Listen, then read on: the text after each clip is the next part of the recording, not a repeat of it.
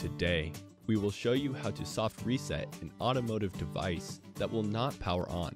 To complete this process, you will need your device and the included vehicle power cable. If your automotive device freezes up or will not power on, the device may need a soft reset.